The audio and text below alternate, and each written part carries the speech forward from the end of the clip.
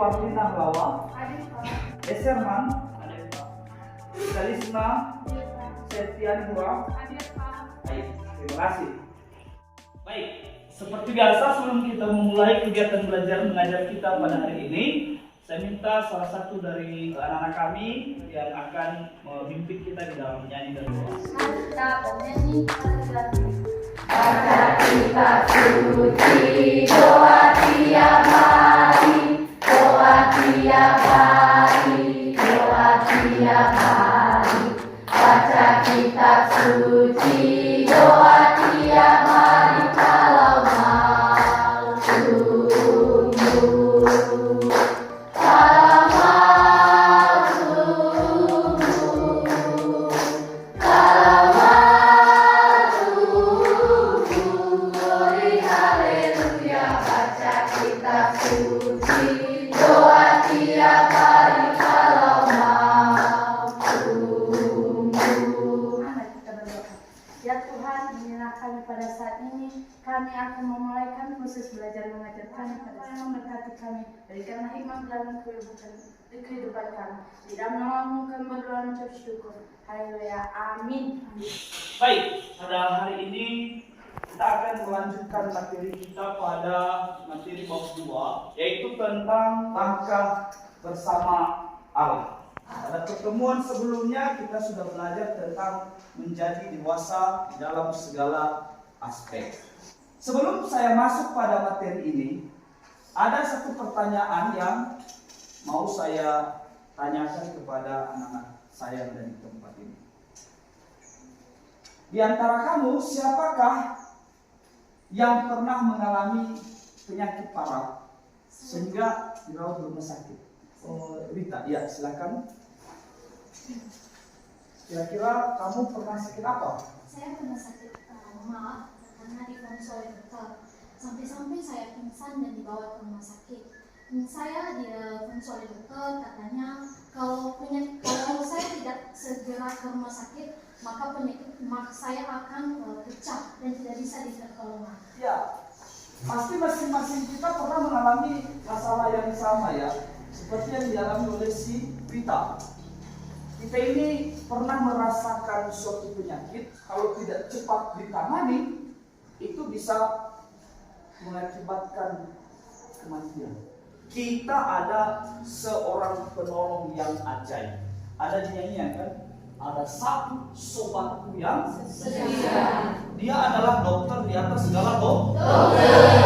Kita sakit, pengharapan kita hanya satu, yaitu siapa? Tuhan. Yesus Kristus. Makanya pada materi kita hari ini, coba perhatikan sekali lagi. Judulnya adalah melangkah bersama Allah. Apapun yang terjadi di dalam hidup kita, baik itu sakit penyakit, baik itu penderitaan, bahkan kematian sekalipun, kita tidak perlu takut karena kita sedang melangkah bersama Allah. Pada hari ini ada capaian pembelajaran yang harus kita capai, yaitu mari kita baca bersama-sama ya. 1, 2, 3. Memahami Allah, memelihara dirinya dalam berbagai dinamika kehidupan. Satu harapan yang harus kita capai setelah belajar pada materi ini, yaitu kita harus memahami bahwa Allah senantiasa memelihara hidup kita di dalam berbagai dinamika kehidupan. Dinamika itu perubahan. Dalam hidup ini kadang-kadang kita naik, kadang-kadang kita turun. Kadang-kadang kita sehat, kadang-kadang kita sakit. Kadang-kadang kita senang, kadang-kadang kita juga berduka, ya kan? Dalam hal itu semua, Tuhan selalu menolong dan memberikan kita kekuatan. Kemudian dari capaian pembelajaran tadi ada beberapa elemen, sub-elemen tujuan pembelajaran dan alur tujuan pembelajaran yang harus kita kuasai. Pertama elemennya adalah Allah berkarya, terus sub-elemen adalah Allah pencipta.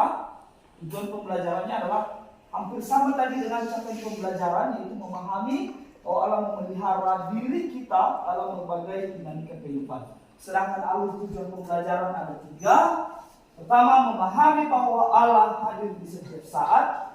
Kedua, mengakui kuasa Allah yang memiliki kekuatan sukacita dan damai sejahtera. Dan ketiga, mensyukuri pernyataan Allah. dalam kelahiran, penderitaan, dan kematian. Kemudian dari materi pembelajaran yang akan kita pelajari hari ini, ada beberapa profil belajar Pancasila yang harus dimiliki oleh anak-anak kami di tempat ini. Yang pertama adalah ini. Pelajar akan menjadi pribadi yang mandiri. Ini yang pertama. Mandiri itu artinya tidak bergantung pada orang lain.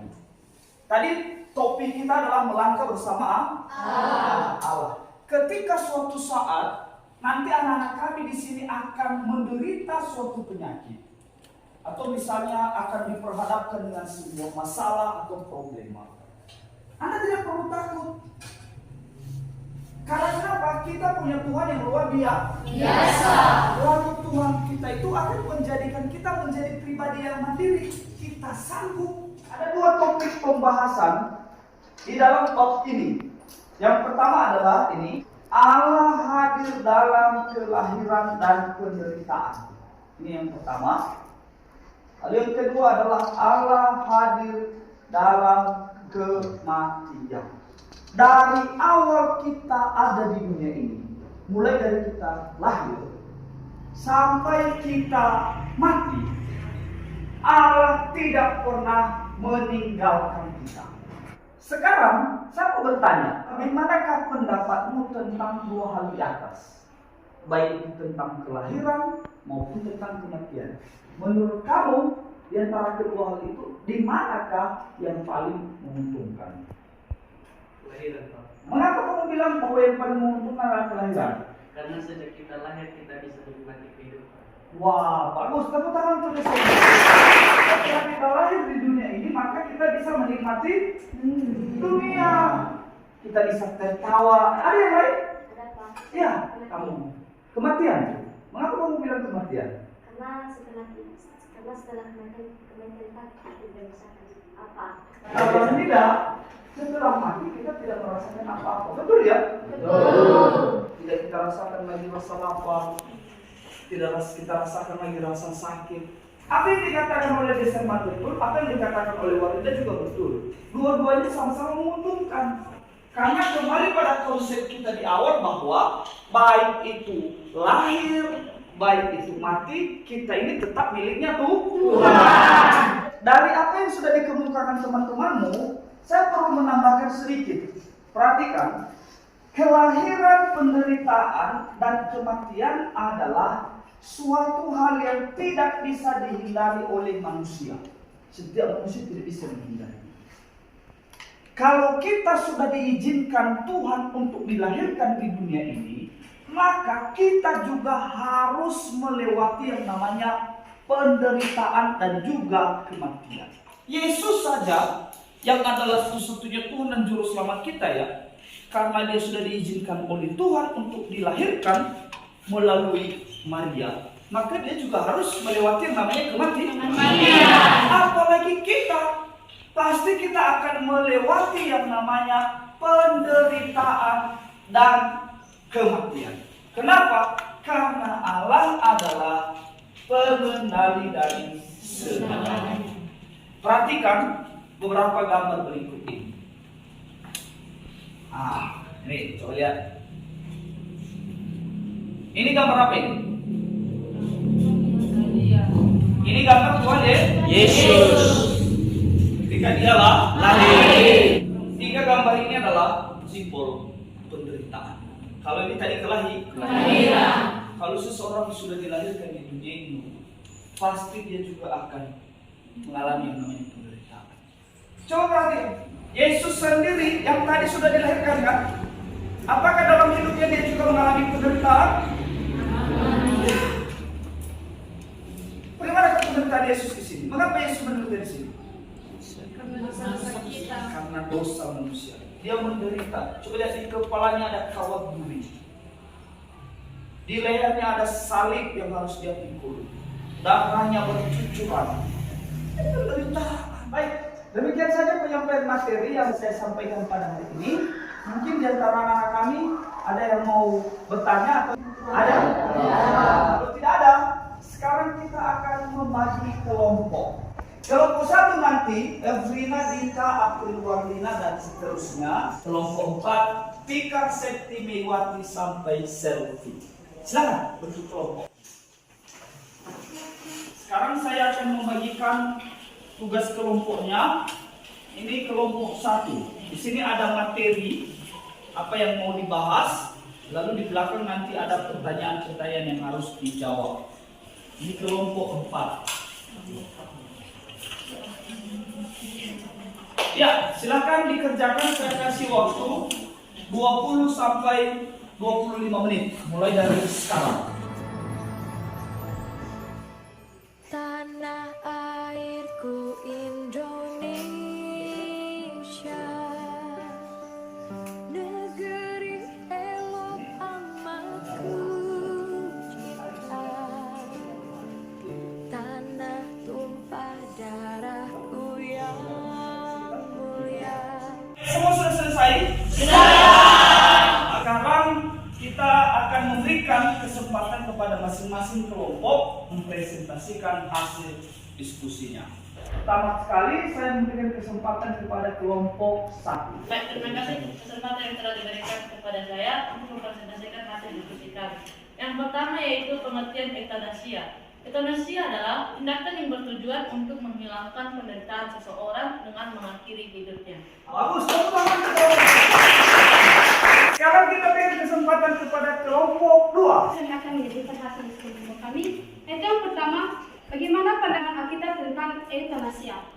Pandangan Alkitab tentang eutanasia adalah Alkitab tidak secara khusus membahas tentang eutanasia, tapi Alkitab memberikan penjelasan tentang kehidupan dan kematian. Kita tidak boleh menyebabkan orang lain meninggal, tapi jika seseorang sudah hampir meninggal, kita tidak perlu berusaha mati-matian untuk memperpanjang kehidupannya. Oh bagus, sekarang dulu. Terima kasih. Baik, terima kasih. Semua kelompok sudah menyajikan hasil diskusi kelompoknya dengan sangat baik. Oleh sebab itu saya minta masing-masing LKPD yang telah saya bagikan tadi akan diserahkan. Baik, kita akan mengakhiri pertemuan kita pada hari ini. Namun sebelumnya, saya meminta salah satu dari peserta didik saya dari sini, siapa yang bisa menarik kesimpulan dari materi yang kita sudah pelajari pada hari ini. Saya Pak. Oh ya, silakan mau dipilih.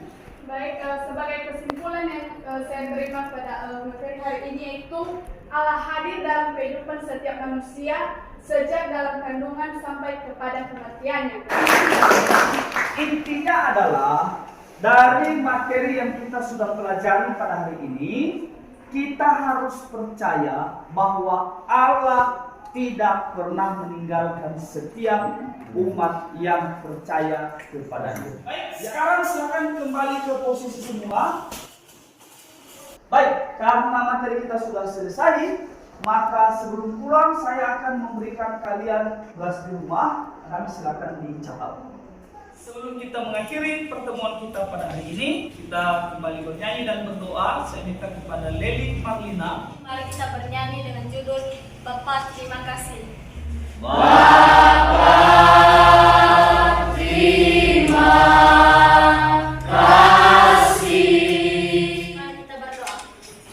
Terima kasih Bapa, kami telah belajar di tempat ini. Amin.